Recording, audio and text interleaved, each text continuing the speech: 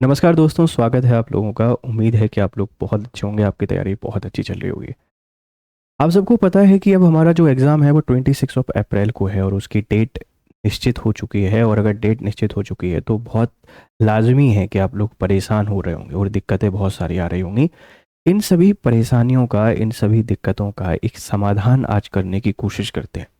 कुछ सिखाने की कोशिश नहीं करूँगा, जो बहुत बेसिक सी चीज़ें हैं उन बेसिक चीज़ों को बेसिक तरीके से आप कैसे तैयार कर सकते हैं, इसको ही समझने की कोशिश करेंगे। राह मुश्किल है, डगर मुश्किल है, चुनौतियाँ बहुत सारी हैं, हिमालय सी विशालकाय मंजिल है, पर हमें डटे रहना है, निरंतर लगे रहना है, आगे बढ़ते रहना है। ये रास्ते भी छोटे पड़ जाएंगे, चुनौतियाँ भी एक दिन हार जाएंगी। हिमालय क्या है, अगर आसमान भी है तो वो भी एक दिन झुक जाएगा। बस करना क्या है, लगे रहना है। भरोसा खुद पे कुछ इस तरीके से करना है जिस तरीके से आपको भरोसा हमेशा अपने आप पर होता है। जब सोते हैं तो सुबह उठेंगे, किस पे भरोसा कर रहे हैं? उस ऊपर वाले पे कि सोए हैं तो मैं उठूंगा जरूर, और कल की प्लानिंग करके सो जाते हैं। उसी तरीके से आपने यहाँ पे तैयारी करनी है। चलिए तो शुरू करते हैं इस सफर को। आज क्या क्या बात करेंगे? टाइम टेबल एक बहुत बड़ी दिक्कत है सबके साथ में, इसी के साथ में सब्जेक्ट एक बहुत बड़ा दिक्कत है, और फिर रिवीजन को कैसे करें ये एक बड़ी समस्या आ रही है कि क्या किया जाए, कैसे इसको क्लासीफाइड किया जाए, अभी किस चीज़ को प्रायोरिटी दें, किसको प्रायोरिटी देना है, किसको नहीं देना है, कैसे पढ़ना है, कैसे नहीं पढ़ना है। इन सभी सवालों के जवाब बहुत आसानी से, बहुत जल्दी तरीके से आपको देने की कोशिश करेंगे। तो चलो बच्चा पार्टी शुरू करते हैं अपने इस सफर को। तो अगर मैं आपसे बात करूं प्रिपरेशन को, मैं तीन बच्चों की कैटेगरी में यहाँ पे इसको डिवाइड कर देता हूं कि वो बच्चे जो प्रिपरेशन कर रहे हैं। अब देखो, एक बात तो आपको बहुत अच्छे से समझ में आ गया होगा कि यहाँ किस्मत इस्मत का खेल अब चलना नहीं है। किस्मत का खेल क्यों नहीं चलना है? क्योंकि अब नेगेटिव मार्किंग का कंसेप्ट आपके सामने आ गया है। तो मेहनत आपको करनी पड़ेगी, और जितनी मेहनत आप करेंगे उतना सब कुछ बेहतर होगा। तो एक बात ध्यान रखिए, जो मैं बार बार आपसे कहता हूं, फिर बोलूंगा कि 100% के पीछे नहीं भागना है। 100% जो है ये अब एक आइडियल स्टेट जैसा है, एक आदर्श राज्य जैसा है। इसको बना पाना संभव नहीं है। कहना एक संभव वाली ठीक है, कोई दिक्कत नहीं। तो इसका मतलब क्या है कि सर हम पूरे सिलेबस को नहीं पढ़ेंगे? नहीं, सिलेबस को आप पूरा पढ़ेंगे, लेकिन उस सिलेबस की प्रायोरिटी आपको सेट करनी पड़ेगी कि क्या प्रायोरिटी आपकी होगी।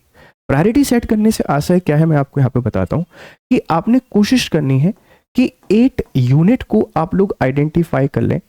इन 8 यूनिटों को आप लोग आइडेंटिफाई कीजिए और देखिए कि ऐसी कौन सी यूनिट हैं जो आपकी रेंज की हैं, जो आपसे बन रही हैं। उन पे आप बहुत अच्छे तरीके से काम कीजिए। 2 यूनिट जो आपको बहुत बल्कि लगती हैं, बहुत परेशान करती हैं, इनकी सिर्फ और सिर्फ हमने क्या करना है, रीडिंग लगानी है। और ये सारा काम सबको करना है, जो पहली बार तैयारी कर रहे हैं, जो बार बार तैयारी कर रहे हैं, जिनका दूसरा अटेम्प्ट है, जिनका तीसरा अटेम्प्ट है। सिलेबस का सेग्रीगेशन आपको करना पड़ेगा, विभाजन हमको करना पड़ेगा, और विभाजन ये आप खुद करेंगे। एनालाइज कीजिए कि कहाँ आपका इंटरेस्ट है, कहाँ चीज़ें आसानी से बन जाती हैं, कहाँ नहीं बनती हैं। जो 8 यूनिट आपने फाइनल कर दी, उस 8 यूनिट को फाइनल करने के बाद यहाँ आपके पास नो बैक ऑप्शन है, आप यहाँ से वापस नहीं जा सकते। और 2 यूनिट जिनकी आपको सिर्फ रीडिंग लगानी है, इनकी बिल्कुल भी टेंशन आप लोगों ने नहीं लेनी है। यहाँ किसी प्रकार की कोई भी टेंशन आप नहीं लेंगे, किसी भी तरीके की, चाहे भले कुछ भी हो। हमारा फोकस किस पे होगा? इन 8 यूनिट पर। ये 2 को नहीं पढ़ेंगे क्या? पढ़ के जाएंगे। अब कैसे पढ़ें, ये एक बड़ा सवाल है। जैसे सबसे बड़ी दुविधा बच्चे आपके पास ये है कि what should be do, PT और मेंस, क्या हमको फॉलो करना है? मेंस तो क्या आंसर राइटिंग यहाँ पे कर सकते हैं? ये बड़े बड़े सवाल आपके माइंड में चल रहे होंगे। इन सवालों के जवाब मैं आपको दे देता हूँ। देखो, अगर आप ऐसे बच्चे हैं जिन्होंने 2 बार 3 बार पेपर दे लिया है, 2 बार 3 बार मतलब सब एक्सपीरियंस बच्चे, तो आपने ये करना है कि अभी समय ये है कि जो फेब का महीना है, मिड फेब तक या पूरा का पूरा फेब, आप ऐसे कर सकते हैं कि पीटी को आप थोड़ा समय कम दे दीजिए, 30 से 40% के आसपास टाइम। एक यूनिट पढ़ते रहिए, कोई भी पढ़ते रहिए, लेकिन पढ़ते रहिए, छोड़िए मत। और बाकी जो आपका 60% के आसपास टाइम है, आप मेंस को दीजिए। और मेंस में ये प्रायोरिटी आपको सेट करनी है कि आप क्या पढ़ना चाहते हैं। छोटे टॉपिक पढ़ना चाहते हैं या जीएस के वही टॉपिक पढ़ना चाहते हैं जो आपको प्रीलिम्स में काम आएंगे, फरवरी तक आप मेंस को पढ़ सकते हैं। लेकिन फरवरी के बाद फुल फोकस्ड होकर आपने सिर्फ और सिर्फ प्रीलिम्स को पढ़ाई करनी है, कुछ और नहीं सोचना है। ये एक बेसिक फंडा आपने फॉलो करना है जिनके पास एक्सपीरियंस है उनके लिए। अब मैं उन बच्चों की बात करता हूं जो पहली बार पेपर देने जा रहे हैं, और फर्स्ट टाइम जो बच्चे पेपर देने जा रहे हैं, बेटा एक बात ध्यान रखिए कि आपकी अगर प्रिपरेशन हो गई है, जैसे पहले से आप तैयारी कर चुके हैं, आपका सिलेबस तैयार हो गया है, ठीक है, या आपने तैयारी नहीं की, आपका सिलेबस तैयार नहीं हो पाया है, दोनों कंडीशन में आपको अभी फोकस ये करना है कि फटाफट तरीके से जो पीटी का पूरा सिलेबस है, इस पीटी के सिलेबस को अच्छे तरीके से पढ़ें, अच्छे तरीके से पढ़ने के साथ में इसका रिवीजन करें, और बिना किसी टेंशन के पेपर देने के लिए चले जाएं।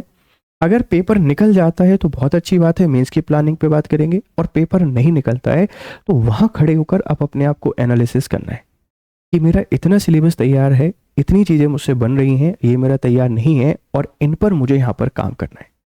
जिनका दूसरा तीसरा अटेम्प्ट है, मतलब ज़्यादा जितने अटेम्प्ट हो आपको ये करना है, फरवरी तक का रोड मैप क्लियर है।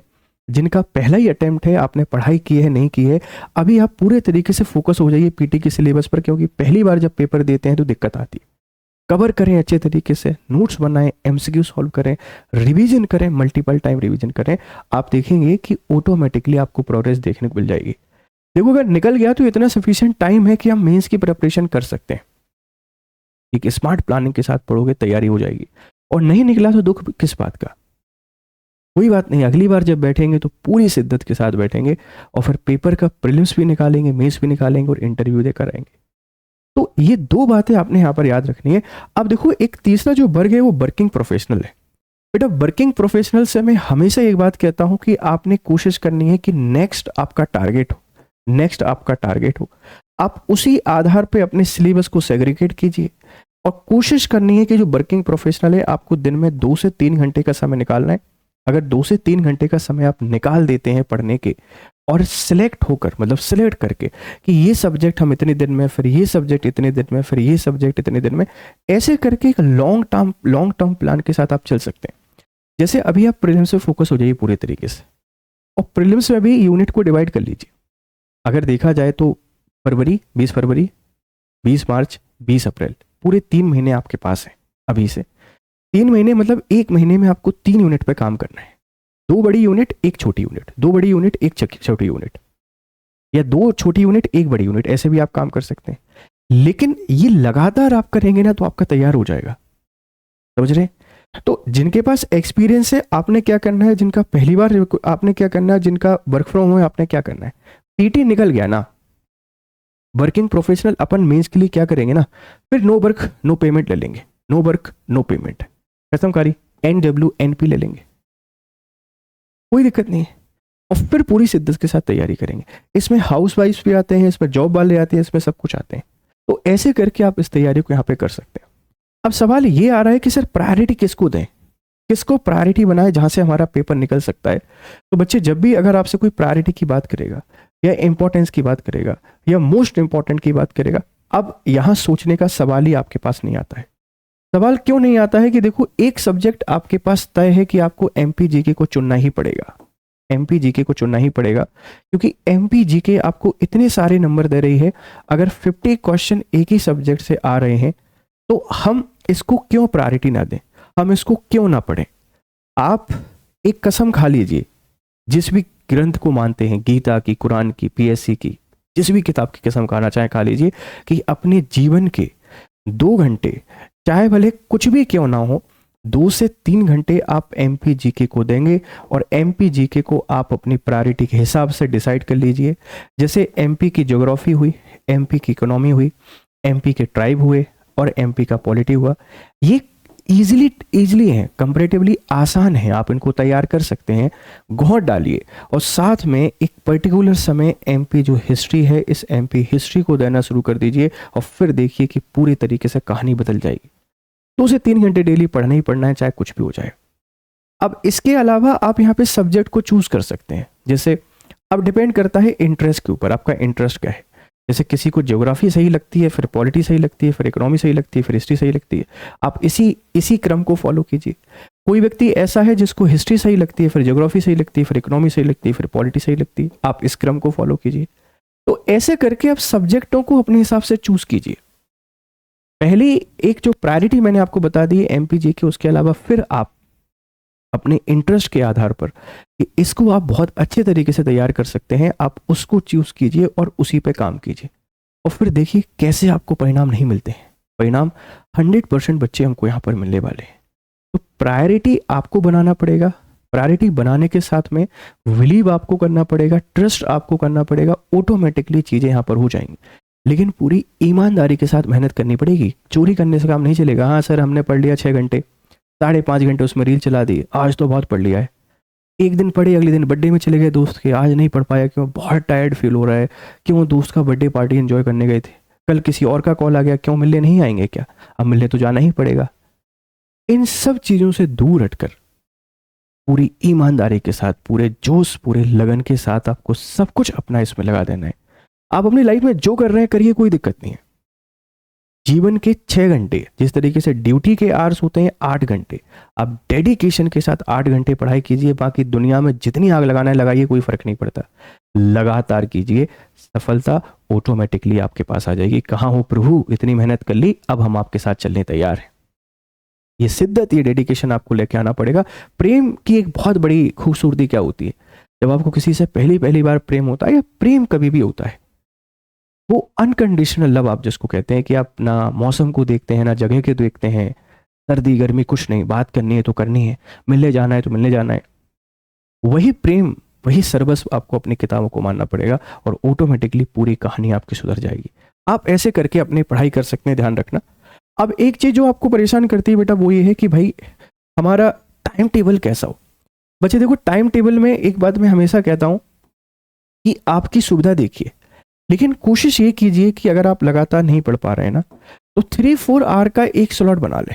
3 से 4 घंटे का एक स्लॉट बना लिया, और 3 से 4 घंटे के स्लॉट को भी आप लोग क्या कर सकते हैं कि जैसे 1 घंटे 45 मिनट के 4 स्लॉट में इसको डिवाइड कर दीजिए। 45-50 मिनट पढ़िए, थोड़ा ब्रेक लीजिए, 45-50 मिनट पढ़िए, थोड़ा ब्रेक लीजिए। ब्रेक का मतलब ये नहीं है ब्रेक ले लिया इंस्टा स्क्रॉल कर रहे हैं, ये कर रहे हैं, नहीं। डेटा कंज्यूम नहीं करना है, मतलब ब्रेन में और डेटा इनपुट नहीं करना है। ब्रेक का मतलब है कि आंख बंद करके 5 मिनट की नैप ले लीजिए। नैप ही लेना है, कुंभकर्ण तरह सोना नहीं है। तो गए सर, अगले दिन उठ रहे हैं, सर आपने ही बोला था 5 मिनट नैप लेने का, हमारे 5 मिनट तो ऐसे ही होते हैं। नहीं नहीं, ऐसे नहीं करना है। अपना 5 मिनट बिल्कुल फिक्स, 5 मतलब 5 उठ जाओगे। Be alert. सक्सेसफुल होने के लिए you have to be alert. अपना अच्छा अपना बुरा अपन को पता होना चाहिए, ये गलत है इधर नहीं जाएंगे, ये सही है यहाँ जरूर जाएंगे, क्यों? अपना अच्छा है। जिस दिन ये चीज आप लेके आ जाओगे ना, यार 8 घंटे सो लिया, 6 घंटे सोना था, 2 घंटे में तो दूर हो गया सपने से, उस दिन आप समझ लेना कि सफलता के बिल्कुल पास पहुंच रहे हो, और फिर सफलता को छोड़ना नहीं है। इसीलिए जी जान लगा दीजिए। 3-4 घंटे के 2 स्लॉट बनाइए, और इसमें आपको जब सूटेबल लगता है, डे नाइट ए डे, वैसे करके बना सकते हैं, कोई दिक्कत नहीं। एक बात मैं आपसे जरूर बोलूंगा कि बेटा पढ़ाई करना है आपको मंडे टू सैटरडे। मैं वो संडे में बिल्कुल बिलीव नहीं करता पढ़ाई करने में, ना मैं आपको सजेस्ट करूंगा। जितना लॉस हो रहा है होने दीजिए, कोई दिक्कत नहीं। एक दिन ब्रेन को आराम दीजिए, फ्री फील कीजिए, घूमने जाइए, मूवीज देखिए, यूं ही पड़े रहिए, सोते रहिए 12-12 14-14 घंटे, कोई दिक्कत नहीं है। देखो, एक महीने में 4 संडे है, 12 संडे पढ़ेंगे, कुछ नहीं सुधार पाओगे, कुछ नहीं बिगाड़ पाओगे। लेकिन अगर आपने अपने आप को रिफ्रेश कर लिया, पूरे वीक की थकान निकाल ली, फिर देखिए मंडे से किस तरीके से मोटिवेशन के साथ आप पढ़ना शुरू करेंगे। इस दिन बस पढ़ाई नहीं करनी है। और फिर देखो भाई, रिवीजन की टेक्निक पे बेटा कई बार मैंने बात कर दिया है कि रिवीजन आपको कैसे करना चाहिए। रिवीजन का बहुत बेसिक सा फंडा है, बड़ा सिंपल सा फंडा है कि सबसे पहले आपको क्या करना है, माइंड मैपिंग करनी है। जो भी पढ़ा है उसको माइंड में मैप करना है। सोचो उसको, जैसे हम अपनी अच्छी मेमोरीज को सोचते हैं, सोचो उसको। सोचने के साथ में आपको लग रहा है तो एक ब्लैंक पेज पे लिख डालो, एक ब्लैंक पेज पे लिख डालो। और किसी टॉपिक को पढ़ने के 2 से 3 या 4 दिन बाद आप उसके एमसीक्यू लगाओ। हम क्या करते हैं, आज पढ़ा आज ही एमसीक्यू लगा दिए, सब बन गए, मजा आ गया, बन गया मैं तो आइंस्टाइन, मुझको सब आता है। अरे छुटके से बच्चे को ही बताता है मामा जी आए थे, तो सोने से पहले तक बता देता है कौन आए था, मामा जी आए थे। और सो के उठने के बाद भूल जाता है कौन आया था, हमको नहीं पता कौन आया था, आए होंगे कोई भी, क्योंकि अब ब्रेन उसको फंक्शनिंग नहीं कर पा रहा है। इसीलिए जिस दिन पढ़ते हैं उस दिन एमसीक्यू सॉल्व नहीं करने हैं, ये करने 2, 3, 4 दिन बाद, 5 दिन बाद, 6 दिन बाद करो। तब आकर रिवीजन करो, 2 दिन का ब्रेक लो, 2 दिन बाद फिर एमसीक्यू सॉल्व करो।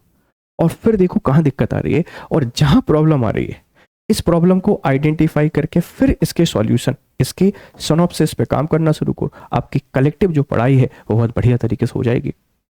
इसी तरीके से अगर आगे बढ़ोगे ना तो बेटा पूरी कहानी बदल जाएगी।